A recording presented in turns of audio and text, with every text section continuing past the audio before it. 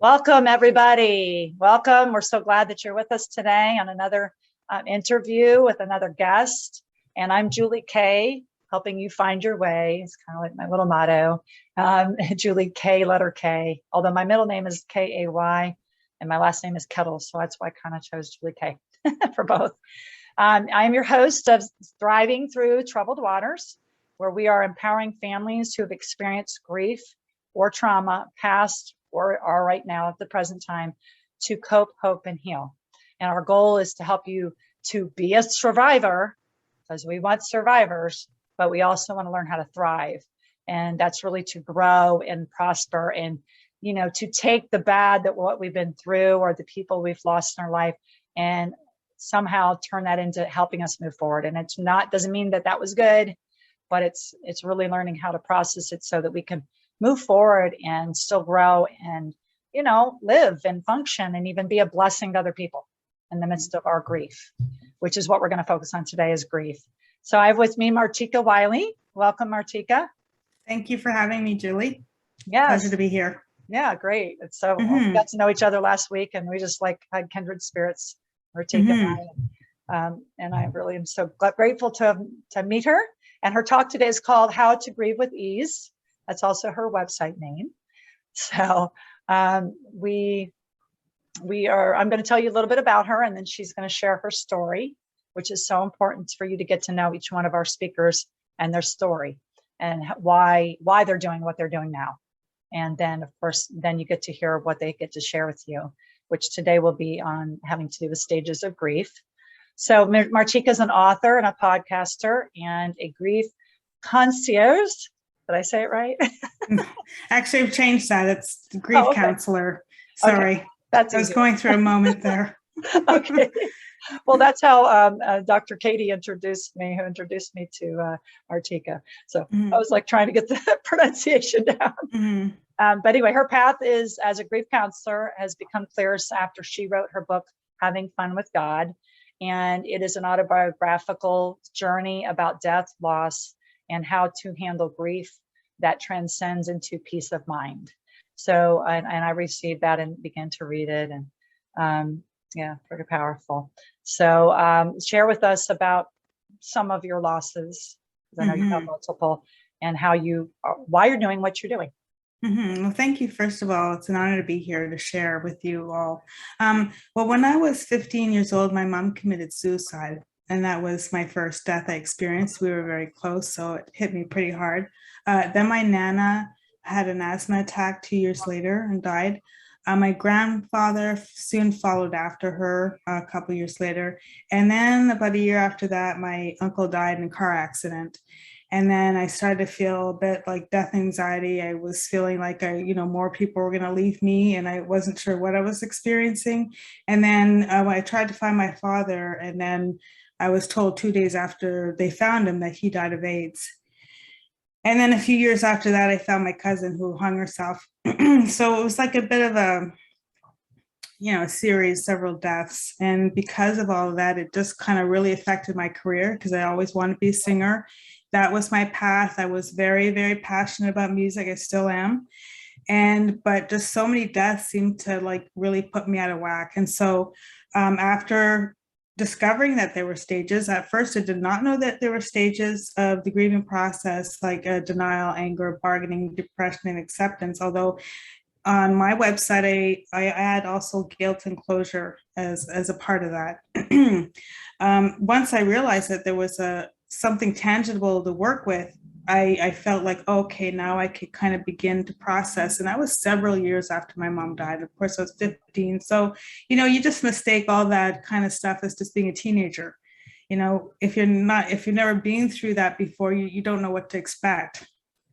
So, but once I realized there were stages, that really did help me with the grieving process, and also just the techniques used to help with the feelings, whether it's exercise, writing, music, meditation, that sort of thing. Anything that will help you express, whether it's physically, emotionally, mentally, to get those feelings out. Because if you leave them inside, then that that obviously affects you physically. And then your body's not at ease. You start to develop a lot of diseases. I was getting a migraines. Migraines was something I was experiencing until one day, it started off in the morning as very, very mild, but by the afternoon, it was full blown. It was pounding. And as the days went on, it just progressed to the point where I had to leave school and go home. And the light was bothering me. Like, it was just, I couldn't handle any light. So I went into the bathroom, because there's no windows in that bathroom that house that we lived in. And I closed the doors, turned off the lights. And then I just started bawling. I had no idea why I was crying, but it seemed to make sense. Then, I had gone through a lot. So, and after that, I didn't have migraines, but I realized anytime I experience any physical ailments, I know it's stress related. Okay, what am I not addressing here? What do I need to deal with? So that your body will let you know that you've got some issues to look at. Yeah. So after my cousin died, I went to the Bahamas for a couple of years, because I was born there, but I grew up in Canada. And after I came back from the Bahamas to Canada, I started writing. It was like, what do you call it? I was compelled to write. And I wrote for about 3 years. And then the book became Having Fun with God. And then several years after that, I decided to, get a grief counseling certificate and do a podcast based on grieving with ease, because there's a lot of people that really do need help, but they're too shy, they're too afraid, they're too embarrassed. I don't know what it is, because I've had several so far people say to me, I know somebody that needs your help. I'll give them your contact, and I never hear from them. So at least the podcast, if they don't want people to know that they're going through stuff, at least they have that to listen to. Hopefully they have some kind of device that they can listen. And then there's other podcasts as well that deal with grief that they can listen to. Yes. Wow. Yeah. That was a lot of losses, that's a lot and fast. So that's, and the fact that you're talking about how it manifests in your body, I think that is very important. I had a frozen shoulder in my left shoulder years ago from, something related to being in the cold weather and kayaking and stuff like that. And I was able to get, therapy through that. But then after my daughter's death in March 1st of 2020, and I was playing with the grandkids and doing stuff that I probably shouldn't have been doing, but all of a sudden now I got it in my right arm, and had never had any problems with my right side, and I'm right-handed. So I can relate to that. And I wasn't surprised, because I just kind of know, because I've kind of know my body. I know I wear my stress and things like that, but it's true. Yeah. And we don't realize, you shove it down, you push it down. I've heard people say they just push it down, but it has to go somewhere. Yes, it does. And so it'll affect you unless you deal with it.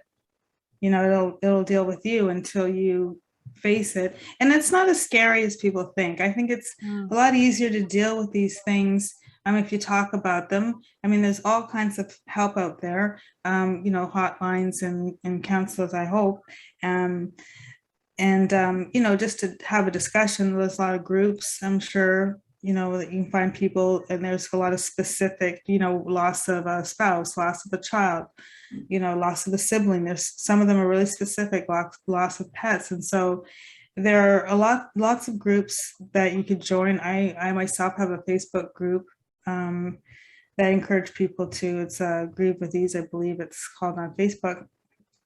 And, just having other people that can relate to you, that can support you, that understand how you feel. Not every day is gonna, you're gonna have days that you're just off, and you just go with it, roll with it. There's nothing wrong with you. Just, and that's the thing, to be gentle with yourself. Try to be, have some compassion for yourself and care for yourself, because that is the way to actually grieve with ease. Because when somebody that we love passes, and sometimes suddenly, I met somebody on Clubhouse that is having a father dying slowly, and he's not sure whether it's a sudden death is better than watching them die slowly. But just having these discussions and knowing that there are groups out there do help. You're able to express it. Yeah.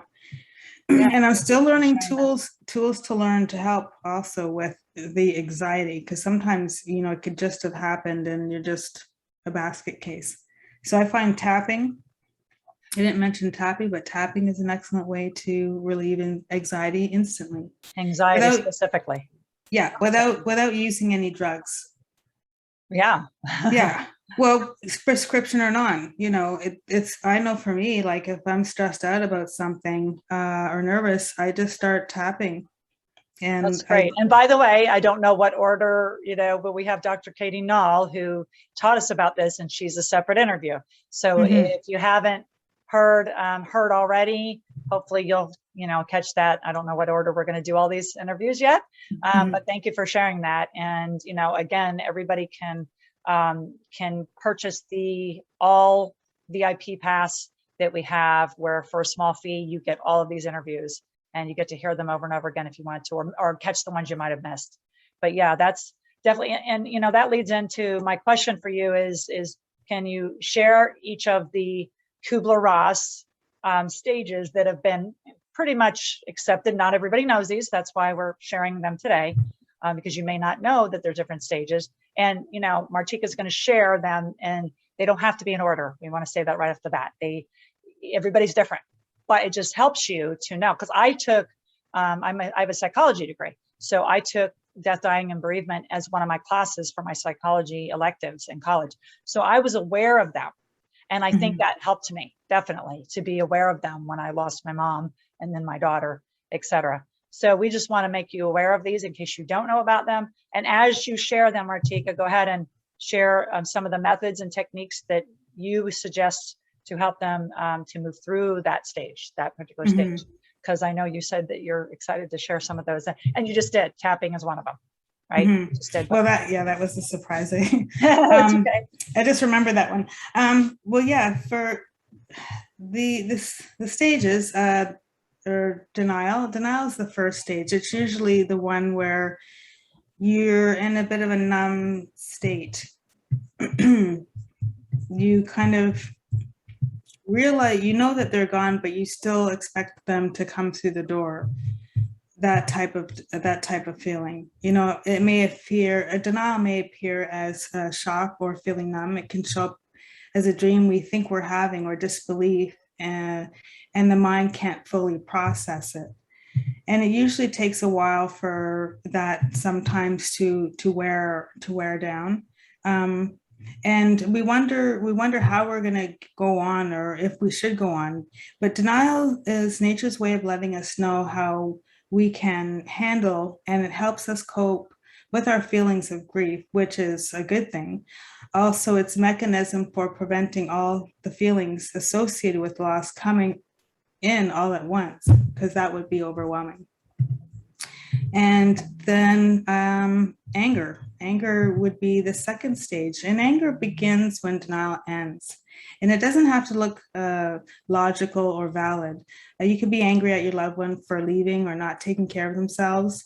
You could be angry at yourself for not seeing it coming, or angry with the doctors for not saving your loved one. And the more feelings surface. Anger is usually the carrier of sadness, panic, hurt, and loneliness. But these feelings appear after you start functioning at a normal pace. Anger is a necessary stage for the healing process, but be willing to feel your anger, even though it may seem endless. And the more you truly feel it, the more you begin to dissipate, and the more you heal. And then there is bargaining. You're kind of saying embrace it, like don't be afraid. Yes. It doesn't feel good, but it's, embrace it. Yeah. The negative feelings never feel good, but if you resist, they will persist. It's better to embrace any of the feelings. And that's hard to do. We've been taught not to. So right. This is part of the, what I teach. Now, the third stage is bargaining, and bargaining is when you'll do anything to save your loved one. For example, you'll say, please, God, I'll do anything you want me to do, just let her live. You just want to kind of undo what has happened.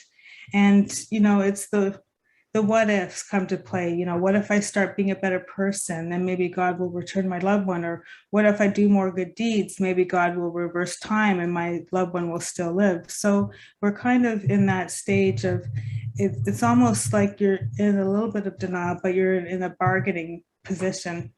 The next stage is guilt. And guilt is bargaining's cousin.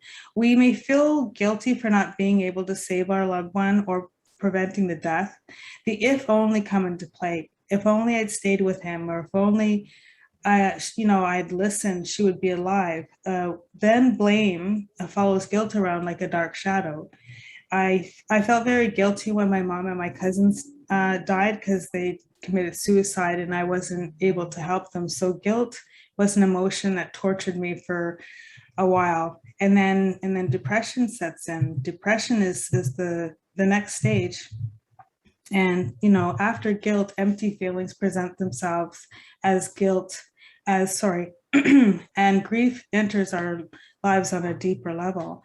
This depressive state feels as though it will last forever. We want to withdraw from life and wonder if there's any point living at all. And you may find yourself getting out of bed is a challenge. You have no desire to eat or do anything. And the heavy and dark feelings that come with depression is a natural step. And even though our society sees it as something to be treated, in grief, depression is a way for nature to keep us protected from shutting down the nervous system so that we can adapt to something we feel we cannot handle. You might want to resist feeling depressed, but depression is a necessary stage in the grieving process. When you allow yourself to experience depression, it will leave as soon as it served its purpose in your loss. And as you grow stronger, it may return from time to time, but that is how grief is. It will pass. The next stage is acceptance. And acceptance is really to accept that our loved one is gone, physically gone, and recognizing this new reality. To accept what is, we may not like the reality that our loved one is gone, but eventually we accept it. We learn to live with it. We must try to live in a world without our loved one. And for the last one I have is closure. Closure is something that I learned through actually Elephant, watching a special on a show called The Unexplained. And closure is meaning viewing the body. Looking at the loved one's dead bodies unpleasant. However, it is an important part of the grieving process. Any doubts are removed and denial ceases to exist when we see that our loved one is dead and not coming back. This gives us closure and eventually brings about peace of mind. So those are the stages. Yeah. Right. And you included the two that you add is the guilt and the closure, right? Yes. Right. Yeah. So, and I think I agree with that. I mean, whether they'll ever make those official, I totally agree with you on that. Yeah. It really doesn't matter. Yeah, it doesn't matter, right? The way you're going to counsel, because you know better. Yeah, the closure, you and I talked about that last week. And I remembered how one of my cats had died. It wasn't even one of the cats that we had for a long time, because we had some of the cats I grew up with, like a lot of my young life, I had them, but this one cat that got hit by a car, my dad brought him around the side of the house and trying to protect me from it, and I snuck around and went up and actually touched. And I didn't know anything. I'm a kid, but I touched the cat and I felt like that was good that I did that. And it helped me to know that he was gone. And it helps to bring closure even in that animal that I hadn't even, had for that long, but and then I did it with my mom. Yeah. And I won't go into details, but because she passed away right in my parents' home in Tampa, and I live in Newport Richey, 45 minutes away. So we knew she was going to pass that night. And, my brother stayed with my dad and gave her the medicine and so forth. And then the next morning, we knew he was going to call and tell us what time it happened. And I went right back over there, and because I wanted to touch her, I wanted to have that closure and that time with my mom. And it helps me. And I know everybody's different, but that helps me. And can you share a little bit on how that was not good for you, because you didn't get to do that with your mom, right? Well, yeah, I didn't get to see her, and this is, I believe, in a weird way, why Nikki. I think my mom. This is going into reincarnation, but I believe Nikki was my mom because I got closure when I saw Nikki's body, her hanging there. I don't believe in accidents or coincidence, because I had a long conversation with the Most High about why I had to experience that, because I was so angry. I was so angry with God, like I was in kill mode. That's how angry I was. And once I got the clarity, because I did not see my mom's body, I was in denial for a very long time, and I don't think that I had really healed from that. And to be able to grieve over Nikki's body, I know it sounds strange, but if you read my book, Having Fun with God, and really look, kind of study it in that manner, the births and deaths, there's a gap. So energy could have, So yeah, I did get closure after Nikki died, because I did ask, Spirit, why I had to experience that, because it did mess me up, because every time I blinked, all I could see was her blue face. Mm. Yeah. Well, but with your mom, you said for years, Yeah. So in a sense, like, I think you kind of just hit on it, but what I wrote down to say, is like, when you have closure, it helps to break that denial, and the denial is not bad. Like you said, none of these stages are bad or wrong. They're all serve a purpose, but you do want to move through them and eventually get past them. So when you have closure, it can help that denial to stop, so that you, I think, move through it maybe a little better, Yes. maybe a little faster. Not that it's always ever going to be over, because I just talked about that in the last interview with a woman who lost her son, and I've lost my daughter. That we should never say that the grieving process is ever going to end, in our lives, especially, well, no matter who it is, anybody that's really important in our lives. It's just the way it is. But you don't want to get stuck.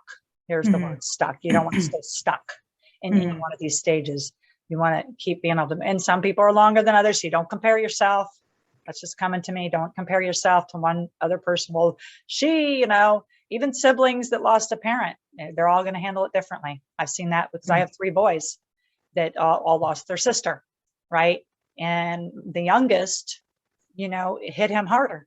It hit him definitely harder that he lost his sister, and he hadn't seen her for a while, and none of them had seen her for a couple years, really, because we live in Florida, and they had moved to Tennessee, and that's where she passed. So, but they're all different, and we are all, and so we have to, it's very important to see the commonalities. I think that we all, a lot of times, go through these different stages, but we're all unique, and even what order they're in, or how long, or what have you. But you don't want to be stuck. So I agree, closure is very important. You don't want to be stuck. And you were stuck, yes. Right? Well, yeah, I was stuck on denial, I think, for a while. Yeah, that's what I mean. But, yeah. So, but yeah, but now it's the relationship I have with my mother is we still have one, even though she's passed on. I know that she's still with me in spirit. I've had enough dreams of her being with me, and also the signs, the dimes, the light switching. Although she doesn't do the light switching that much anymore, because I yelled at her last time. It was freaking me out. I was in the car driving at night, and I was seat dancing, so everybody could see me. And I'm like, no, cut it out. It was like a strobe light. It was really cool, but I knew it was her. She was excited for me, I guess. And so but it's just a different relationship. Yeah, it's no matter what, in our memories, and and that's what liberated me by watching some TEDx videos on grief. A lot of them, they're all helping what not to say, which we're not going to go there in this talk right now. But just to give me permission that, like, why am I not talking? Like, nobody's asking me anymore about my grandkids. That just happened. They're not dead, they're alive, but I had to let go of them to adoption, and that just happened in April of this year. So most, nobody's like, well, how are you doing with that? It's like, I just have to know that, but to know that I can talk about that, and I should, and that I should not feel like I have to be quiet or whatever, you know what I mean? It just kind of freed me to hear people saying that on the TEDx talks, you know, and it gave me permission to, you know, not keep it shoved in, because keeping it all shoved in, I believe that's part of where I wasn't in a full-blown depression, but I was experiencing some depression until about a month or so ago. Doing the summit is pushing me forward and helped me to get unstuck and get out of depression, you know, but hearing those videos and really being validated in that, and kind of given permission to, hey, talk about your loved one, talk about who they were, you know, it doesn't have to be about their death, but talk about who they were. And, you know, you should, you know what I mean? Because they're always going to be, they never should cease to exist, and they don't cease to exist. They always exist, you know, just not in this world. But so yeah, thank you for sharing all of that. Very good. And you're free. We have a free offer. Every speaker pretty much has a free offer. So what's yours? Actually, I have two. The first one is the ebook, Having Fun with God. You could get that on my website. That's grievewiththese.com, www.grievewiththese.com. It's on the homepage. Excuse me, they're actually going to get it through the button below this video when they get the email, which I know you don't visually know how that's going to work. Oh, okay. So I was going to let them know. They're going to, all they have to do is click that button, and they're going to get right into it. Okay. Yeah. The other freebie is I guess the first 5 people that if they're interested in taking my Grieve with These, the 5 steps to grief relief. It's an online course, and it's a go at your own pace. And I'm offering that for free for the first 5 people. Very good. Wow. Awesome. So that they would need to go to the website probably, because we're gonna put your book into the freebie through this summit. So then if you want to be with the first 5 with that, go. Yeah, they could email me actually at grievewiththese@gmail.com. Okay, grievewiththese@gmail.com. Yeah, and just say, you know, online course. I want the free online course. Right, first 5 people. Okay, steps to grieve relief. Is that what it's called? 5 Steps to Grief Relief. That's the name of the course. 5 Steps to Grief Relief. Yeah. Gotcha. Sorry about that. That's okay. That's quite all right. I didn't have that down. I should have had it down. But yeah, no, great. Thank you. And to give your book for free is a wonderful gift that everybody gets to, you know, receive from Martika. I already read part of it and move forward to finishing it. And yeah, so thank you so much for being with us today, Martika Whyly. Thank you for having me.